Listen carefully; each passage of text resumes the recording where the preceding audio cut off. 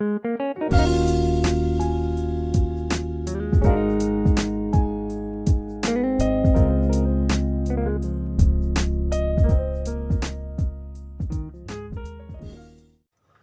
को मेरा प्यार भरा नमस्कार। प्यारे विद्यार्थियों, आज के वीडियो लेक्चर क्लास में आपका स्वागत है। दृश्य 2 शुरू होने से पहले, सीन में एंट्री मारने से पहले हम दृश्य का बैकग्राउंड जानेंगे। दूसरा दृश्य, वही बरामदा, वरांडा यानी घर के बाहरी हिस्सा। ये मॉडर्न वरांडा है, हम देखेंगे गांव में भी कुछ इसी तरह का एक वरांडा होता है। और यहाँ पर ये जो परिवार हैं, सम्मिलित परिवार हैं, उनके परिवार का भी एक वरांडा है। वही बरामदा, और ये करमचंद है और ये दादाजी, दोनों बरामदे में बैठे हुए हैं। वही बरामदा, दाईं ओर के तख्त पर बिस्तर बिछा हुआ है, दीवार के पास तकिया लगा है, यानी दीवान सेट पर दादा बैठे हुए हैं। दादा आराम से तकिए के सहारे बैठे हुक्का पी रहे हैं। उनका मझला लड़का करमचंद पास बैठा उनके पाँव दबा रहा है। हुक्का पीते पीते दादा बच्चों के बाहर अहाते में खेलते हुए देख रहे हैं। अहाता वरांडा, स्नान गृह से नल के जल्दी जल्दी चलने की आवाज़ आ रही है। शायद बच्चे खेल रहे हैं बाहर, शायद कोई बच्चा उसे चला रहा है, क्योंकि करमचंद की भ्रुकुटी तन गई है। हम देखते हैं दादाजी, मूलराज जी, जो घर के बड़े हैं, दोपहर का खाना खाकर बाहर बैठे हुए हैं, आराम कर रहे हैं। मझला बेटा उनके पैर दबा रहा है, दोनों बात कर रहे हैं। वहाँ पर वे देखते हैं घर के जो पोते हैं बाहर खेल रहे हैं, और नल का पानी भी उन्होंने छोड़ा हुआ है, पानी वेस्ट हो रहा है। बात करते समय जो परेशानी, डिस्टर्बेंस हो रहा है, ये देखकर मझला बेटा यानी बीच का करमचंद वहाँ भ्रुकुटी तन जाती है, यानी उनको गुस्सा आ जाता है। और यहाँ पर दूसरा दृश्य का संवाद शुरू होता है। करमचंद, ये करमचंद कैरेक्टर, गुस्से से, बस करो जगदीश, क्या खटखट लगा रखी है, ज़रा आराम करने दो, अभी अभी खाना खाकर बैठे हैं कि तुम लोग। दादा हुक्के की नली को हटाकर उधर देखते हुए, नहीं, खेलने दो बच्चों को।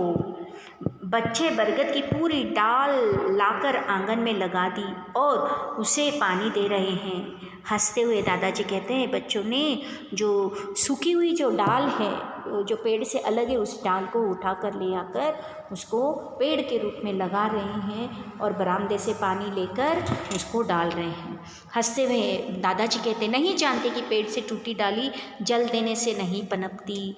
यानी बड़े से वृक्ष की जो डाली अगर उससे अलग हो जाती है, आप उसको कितना भी आप क्या कीजिए, मिट्टी में मतलब उसको डालिए, लगाइए, वह पनपती नहीं, वो सूखी जाती हैं।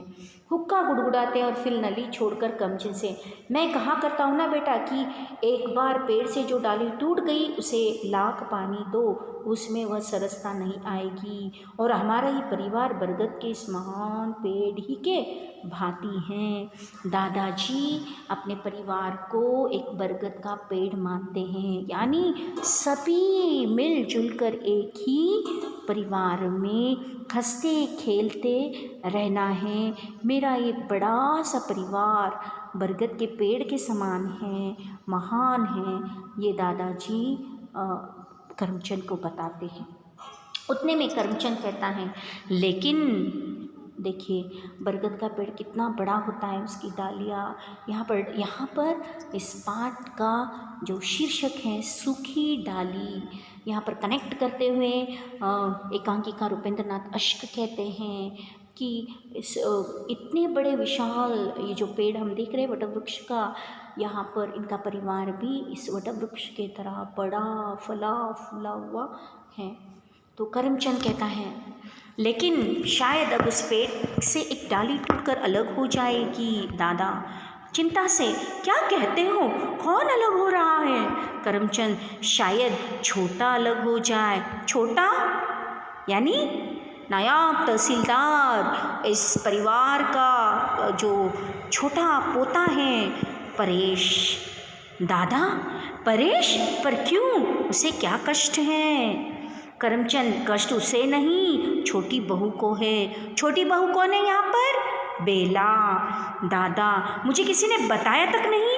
यदि कोई शिकायत थी तो उसे वही मिटा देना चाहिए था।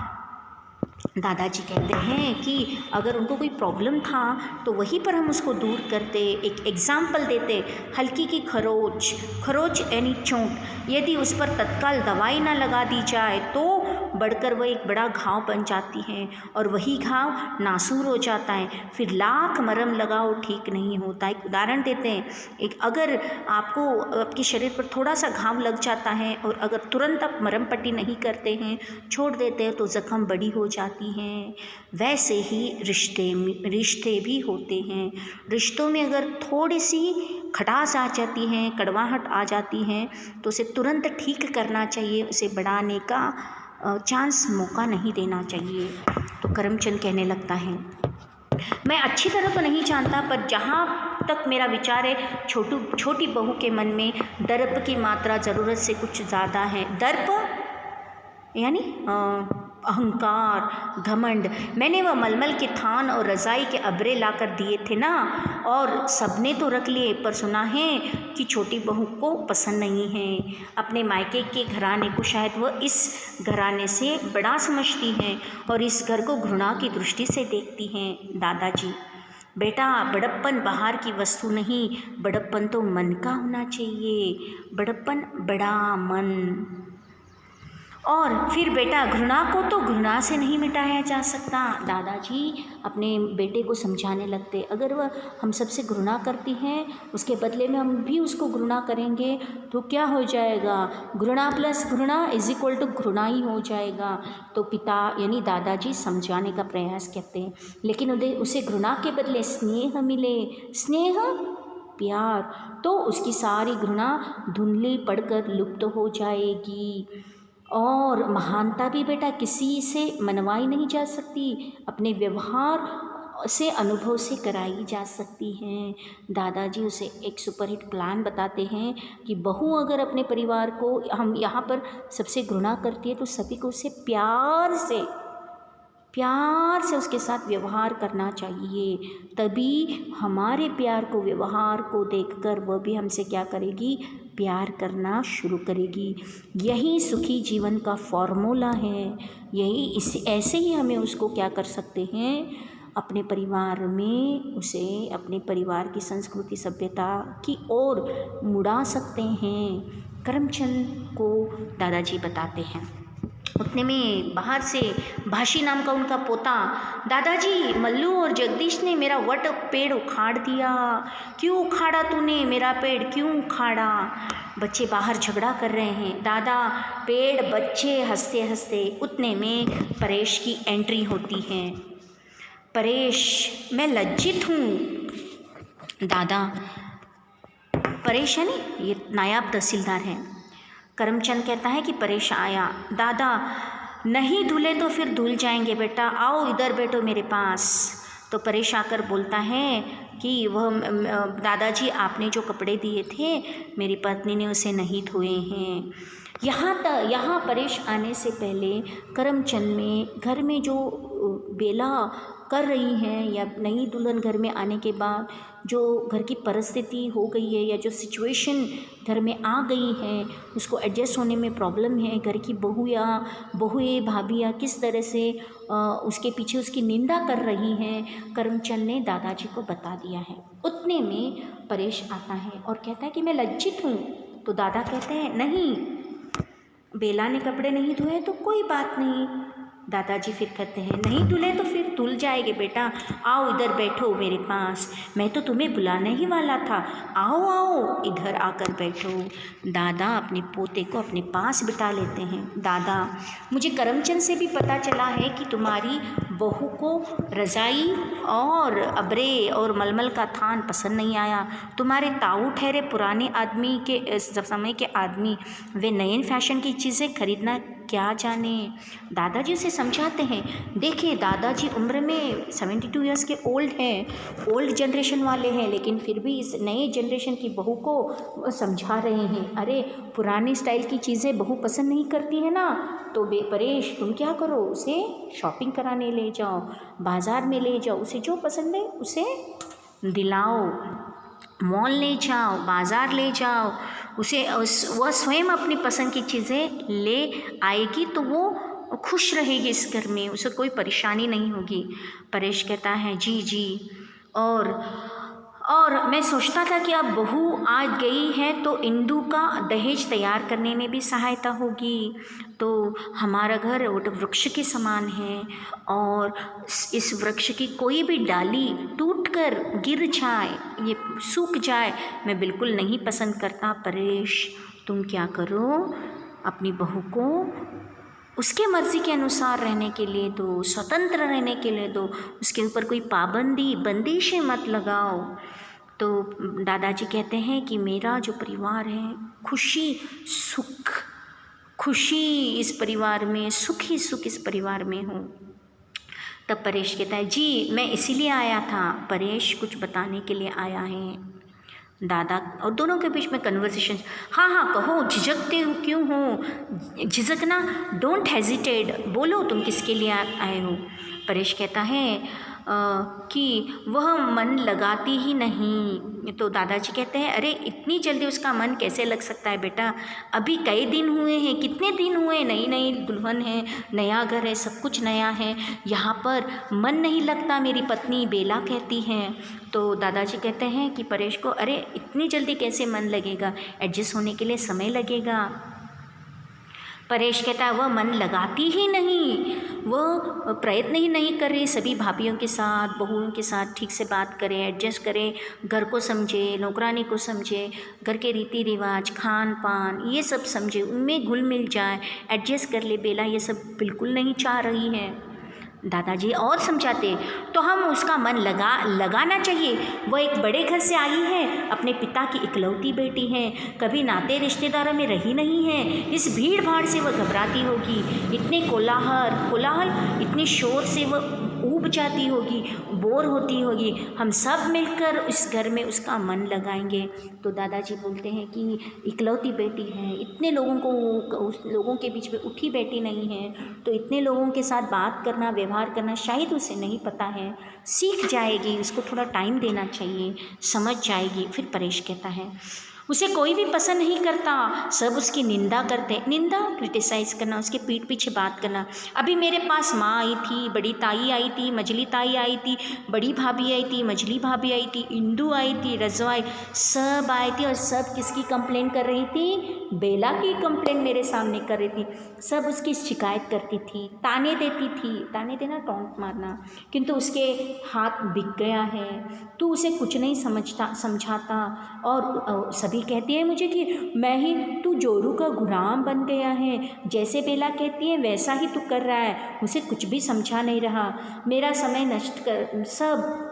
तो सभी बेला की कंप्लेंट करती हैं और बेला भी मेरे पास आके किसकी कंप्लेंट करती हैं, घर के सभी भाभीयों की कंप्लेंट करती है। वो कहती है कि दुखी होकर बेला मुझे कहती है कि सब मेरा अपमान करती हैं, सब मेरी हंसी उड़ाती हैं, मेरा समय नष्ट करती है, मैं ऐसा महसूस करती हूँ जैसे मैं परायों में आ गई हूँ, अपना एक भी मुझे नहीं दिखाई देता। तो बेला की मनोवृत्ति ऐसी है कि वो इस घर में एक पराये सा मेहमान जैसा महसूस करती है, अपनेपन से कोई उसे बात नहीं करता। क्या करूं दादाजी, परेश बताने लगता है, एक तरफ बीवी मुझे कंप्लेन करती है, एक तरफ घर परिवार के सभी लोग, मैं तो करूं तो क्या करूं। इसकी बातें सुनकर दादाजी हंसने लगते हैं। परेश, बात यह है कि वो आज़ादी चाहती हैं, दूसरों का हस्तक्षेप इंटरप्शन, दूसरों की आलोचना उसे पसंद है, दूसरों की निंदा करना, दूसरे उसके पीठ पीछे बोलना, दूसरे उसे हुक्म देना बेला को बिल्कुल पसंद नहीं है, क्योंकि बेला जॉइंट फैमिली से नहीं है, उसे जॉइंट फैमिली में रहने का मैनर्स नहीं है, कैसे सबके साथ मिलजुल कर रहना वो बिल्कुल नहीं जानती है। तो दादा परेश की बातें दादा सुनते हैं। दादा कहते वे समझाती हैं कि वह छोटी बहू है, वे समझती हैं कि वो छोटी बहू है, इसीलिए सब उसकी आलोचना करना, उसे आदेश देना अपना कर्तव्य समझते हैं। दादा कहते हैं अरे वो सबसे छोटी है ना, लाडली है, तो सभी उसको ऑर्डर्स देते हैं, बेला को ऐसे समझना नहीं चाहिए। फिर परेश कहता है और वह अपनी अलग गृहस्थी बसाना चाहती हैं। इस सबसे तंग आकर बेला मुझे कह रहे हैं कि हम अलग जाएंगे, अब इस फैमिली में हम नहीं रहेंगे, हम अपना खुद का बन बना लेंगे, मैं थक चुकी हूँ, मुझे यहाँ पे बोर होता है, सभी भाभियाँ मेरे ऊपर हंसती हैं, मुझे नाम रखती हैं, जहाँ उसे कोई रोकने वाला न हो, यहाँ जहाँ वह स्वेच्छापूर्वक यानी स्वतंत्र अपनी मन की करे, ऐसा जीवन बिता सके। वह चाहती है कि यदि बाग वाला मकान उसे मिल जाए तो वह सुख और शांति से रहे। तो परेश बहुत इम्पोर्टेंट बात लेके आया है कि बेला अलग रहना चाहती हैं। जैसे कि हमारे 4-5 घर में, उसमें से बाग वाला मकान अगर घर हमें मिल जाए तो हम दोनों वहाँ पे शिफ्ट कर जाएंगे। मैं तो सदैव यहाँ बना न रहूँगा, कुछ ही दिनों की बात है। तो बोलता है कि मैं यहाँ हमेशा के लिए नहीं रह सकता, मेरा अगर ट्रांसफ़र हो गया, मेरी तब्दीली मेरा ट्रांसफ़र हो जाएगा, उतने दिन को यदि आप बाग वाले मकान प्रबंध करते। तो वो दादाजी से रिक्वेस्ट करता है परेश की, दादाजी थोड़े दिनों के लिए अगर हम मकान वाले घर में रह जाएंगे, क्योंकि थोड़े दिन में अगर मेरा ट्रांसफ़र हो जाएगा तो मैं बेला को लेकर जहाँ ट्रांसफ़र होगा वहाँ चला जाऊँगा, तब तक के लिए हम मकान वाले घर में रहेंगे। उसकी उद्विग्नता, वो बोलता है कि बेला बहुत परेशान है, उद्विग्नता, टेंस्ड है, अन्यमनस्कता वह कंफ्यूज है कि वह कोशिश करने जाती कि घर वालों के साथ ठीक से बात करे, एडजस्ट करके चले, लेकिन हो नहीं पा रहा। ये एडजस्ट करके जाती हैं तो घर वाले उसको कुछ और बोल देते तो परेशान होकर आ जाती। तिलमिलाहट, तड़प मैं देख नहीं सकता, मैं उसकी ये इच्छा काम करती है, अब मैं उसे कैसे समझाऊं। तो परेशान बैठी रहती हैं, आते ही घर के लोगों के बारे में शिकायत करने लगती हैं। तो उसी ने मुझे आपके पास भेजा है कि हम अलग हो जाएंगे, बाग वाले मकान में शिफ्ट कर जाएंगे। तो दादा समझाते ये तो इस झंझट छुटकारा पाने का सरल उपाय यही है कि तुम्हें बाग वाले मकान में दे दिया जाए, वो पढ़ा भी बेकार है। दादाजी बोलते हैं ठीक है बेटा, तुम जो बोल रहे हो ठीक है, और अभी मैं उससे किसी तरह का काम लेने का भी इरादा नहीं रखता, पर तुम जानते हो बेटा, मेरे जीते जी इम्पॉसिबल है, असंभव है। मैं चाहता हूँ कि मेरा पूरा परिवार एक ही छत के नीचे रहे। मैं जब अपने परिवार का ध्यान करता हूँ तो मेरे सामने वट का महान पेड़ घूम जाता है, उसकी शाखाएं, पत्ते, फूल, फलों से पूरा, और फिर मेरी आंखों के सामने इस महान वृक्ष की डालियाँ टूटने लगती है। न बेटा, अपने जीते जी ये सब न होने दूंगा, तुम चिंता मत करो, मैं सबको समझा दूंगा।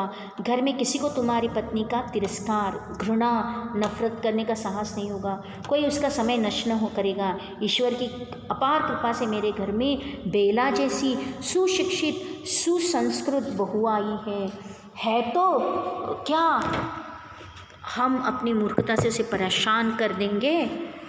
तुम जाओ बेटा, किसी प्रकार की चिंता ना करो, मैं कोई ना कोई उपाय ढूंढ निकालूंगा। तुम विश्वास रखो, वो अपने आप को पराये से घिरी अनुभव न करेगी, उसे वही आदर सम्मान मिलेगा जो अपने मायके में मिलता था। दादाजी समझाकर परेश को वापस भेज देते हैं। परेश कहता है जैसा आप उचित समझे पिताजी, और दादा कहना और देखो स्वयं भी इस बात का ध्यान रखना, तुम्हारी किसी बात से उसका मन न दुखे, तुम उसे खुश रखो, उसे बाज़ार ले जाओ, घुमाने ले जाओ, वह जैसा चाहती है उसे करने दो, ताकि उसे ऐसा ना लगे कि किसी और के घर में वह आई है, उसे लगना चाहिए कि उसका खुद का घर है। कोई भी ऐसी बात ना करो जिससे उसका इंसल्ट हो, अपमान हो। परेश चला जाता है। दादाजी, और तुम उसे साथ ले आकर नगर से सब चीज़ें खरीद लाओ, शेष की चिंता तुम न करो, कोई ना कोई रास्ता अवश्य निकला, थोड़ा मुझे समय दो, मैं कुछ सोच के तुम्हें बताऊंगा। दादाजी जो घर के बड़े हैं सोच में पड़ जाते हैं। परेश जैसे आपकी इच्छा वो वहाँ से चला जाता है। दादा जैसे अचानक उन्हें कुछ सूझ गया, सोचते सोचते वह रजू पुकारने लगते हैं, रजवा रजवा रजवा। रजवा कौन है? घर की नौकरानी है। तो वह किसे बुलाते हैं? नौकरानी को, रजवा को। गुड़िया रजवा नहीं आती, फिर आवाज़ देती, रजवा आ जाती, जी जी आई। दादा छोटी बहू के अतिरिक्त सबको यहाँ भेज दो। दादाजी ने एक प्लान किया है और वो तुरंत घर के सभी लोगों को मीटिंग के लिए बुलाते हैं। सिर्फ बेला को छोड़कर घर के सभी लोग तुरंत आने के लिए कहते हैं। कहो कि सब काम छोड़कर अभी मेरे पास आ जाए, और सुनो कोई ना रहे, सबसे कहना कुछ क्षण के लिए अवश्य यह आ जाए। रजवा चली जाती है। जी मैं सभी अभी जाकर सबसे कह देती हूँ।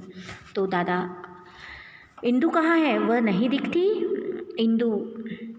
इंदु को बुलाते। जी आई, मैं नल पर थी, कपड़े धो रही थी। दादा, बेटा बेटा, मैंने आज तुम सबको एक विशेष अभिप्राय से बुलाया है। मुझे यह सुनकर बड़ा दुख हुआ कि छोटी बहू का मन यहाँ नहीं लगता। बोलते हैं कि बड़े दुख की बात है कि मुझे ये कहना पड़ रहा है कि नई वाली दुल्हन जो आई है सुशिक्षित, बेला का इस घर में मन नहीं लगता है। इंदु, दादाजी वो ऐसी है वैसी है। कहने दादाजी, इंदु बेटा मुझे अपनी बात कह लेने दो। मुझे ये जानकर बड़ा दुख हुआ कि छोटी बहू का मन यहाँ नहीं लगा। दोष उसका नहीं, दोष तुम्हारा। दोष, गलती, फॉल्ट उसका नहीं, फॉल्ट तुम्हारा। वह एक बड़े घर की बेटी है, अत्यधिक पढ़ी लिखी है, सबसे आदर पाती और राज करती आई है। यह केवल एक छोटी बहू है, या वहाँ उसे हर एक का आदर करना पड़ता है, हर एक से दबना पड़ता है, हर एक का आदेश मानना पड़ता है। यहाँ उसका व्यक्तित्व, उसकी पर्सनैलिटी दब गई है। मुझे ये बात पसंद नहीं है।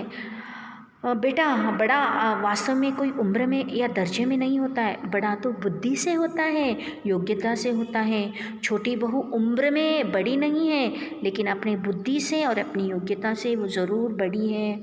छोटी बहू उम्र में ना से, अक्ल में वह हम सबसे निश्चित ही बड़ी है। हमें चाहिए कि उसकी बुद्धि से, उसकी योग्यता से लाभ उठाएं। और वो कहता है, मेरी इच्छा है कि उसे यहाँ वही आदर सत्कार मिले जो उसे अपने घर में प्राप्त हो था। अब सब उसका कहना माने, उससे परामर्श ले, उसके सजेशंस को लो, उसे खुश रखो। यदि आपका काम भी उसका काम भी तुम लोग आपस में बांट लो और उसे पढ़ने लिखने का अधिक अवसर दो। पढ़ना लिखना, रीडिंग, वो बुक पढ़ती है तो उसको पढ़ने के लिए दो। उसे अनुभव ही ना हो कि वह किसी दूसरे घर में आई है, किसी दूसरे वातावरण में आ गई है। तो वो समझाते हैं इंदु को, बेटा, इंदु के साथ साथ घर के सभी भाभियों को, बहुओं को, बेटा ये कुटुंब एक महान वृक्ष है, हम सब उसकी डालियाँ हैं, डालियों ही से पेड़ है, और डालियाँ छोटी हो या बड़ी सब उसकी छाया को बढ़ाती हैं। मैं नहीं चाहता कि कोई डाली से टूटकर पृथक हो जाए। तुम सदैव मेरा कहा मानते रहे हो, बस यही बात है मैं कहना चाहता हूँ। यदि मैंने सुन लिया किसी ने छोटी बहू का निरादर किया है, उसकी हंसी उड़ाए या फिर उसका समय नष्ट किया है, तो इस घर में मेरा नाता सदा के लिए टूट जाएगा। ये सारी बातें, ये सारा वार्निंग घर के सभी लोगों को दादाजी देते हैं, कड़क वार्निंग देते हैं, समझाते हैं कि बहू को जितना कंफर्टेबल आप रखो, उसको रखो, बेला को, उसका सारा कहना मानो, उस पर हंसो मत, उसको कंफर्टेबल करो। उसका काम भी आपने देखो, जॉइंट फैमिली है तो लोग क्या करते हैं, घर की सारी औरतें एक टाइम टेबल बना लगती है। कोई झाड़ू कर रहा है, कोई कटका कर रहा है, कोई कपड़े धो रहा है, कोई खाना बना रहा है, तो ये सारी चीज़ें होती हैं। तो बेला का काम भी तुम लोग बांट लो, क्योंकि वो नहीं जानती कि वो बड़े घर से आई हुई है। तो अब घर के सभी औरतों को दादाजी वार्निंग देते हैं कि बेला आप सबकी वजह से इस घर को छोड़कर अलग होना चाहती हैं, और मैं होने नहीं दूंगा। जब तक मैं ज़िंदा हूँ ये हो नहीं सकता। अब आप सबकी जिम्मेदारी है कि बेला को इतने प्यार से देखो कि इस घर को छोड़कर जाने की वह बात ही ना करे। तो इस तरह से दादाजी घर के सभी लोगों को क्या करते हैं, एक कड़क वार्निंग देते हैं। आगे क्या होता है जानेंगे नेक्स्ट क्लास में। तब तक के लिए धन्यवाद।